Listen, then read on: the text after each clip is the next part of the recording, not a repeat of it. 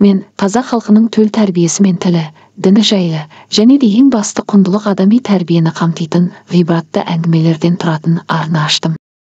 Түк пайдасы жоқ ессіз ләззатпен және де басқа да бізге жат қылықтарды насихаттайтын видеолар мен аудио кітаптарды тыңдағанша осы каналға тіркеліп ұлттың дамуына, тәрбиесіне үлес қосатын контентті қолдайық. Ғибратты әңгімелерді тыңдасаңыз ол да білімнің бір бөлігі. Менің каналымнан адамға ой салар, өмірлік мәні бар, тыңдауға тұрарлық, өнегелі оқиғаларды таба аласыздар. Бір шәкірт ұстазымен егін алқабын аралап келе жатады. Кенет әлгі екеудің жол шетінде жатқан тозығы жеткен бір аяқ киімге көздері түседі.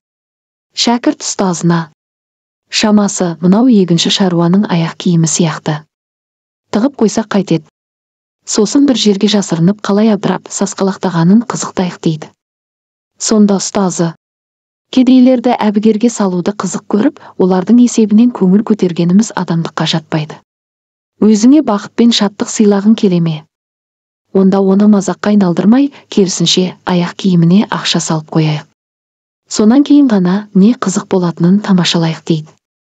Ұстазының ұсынысы бірден көңіліне қонған шәкірт айтқанын орындайды. Содан соң екеуі жақын тұрған ағаштың артынан жасырынып бақылауды бастайды. Сәлден соң жүзі әбден тотыққан, жұпыны киімді бір шаруа келеді. Аяғын аяқ киіміне сұққаны сол еді, ішіндегі затты сезіп, аяғын дереу қайта суырып алады. Қолын салып еді, ақша екен. Екінші сыңарынан да сондай ақша шықты. Ақшаға бір, жан-жағына бір қарап таң тамаша болып тұрып қалды. Көз жетер жерде ешкім байқалмайды. Ақшаны қалтасына салды да жерге тізерлеп отыра кетті. Жасаураған жүзін аспанға көтеріп дауыстап сөйлей бастады: «Я, Раббым, сен менің хәлімді өзімнен артық білушісің, әйелімнің ауру екенінен, балаларымның аш-жалаңаш екенінен хабардарсың.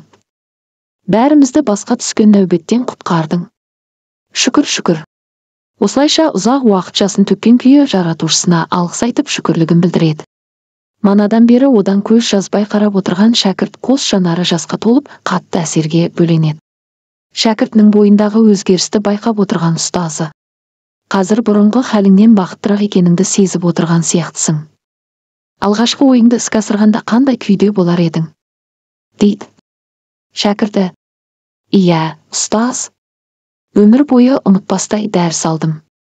Сізге алғысым шексіз. Берген кездегі қуаныш алған кездегі қуаныштан көп артық болады деген сөздің мағынасын енді түсіндім» деп жауап қатты.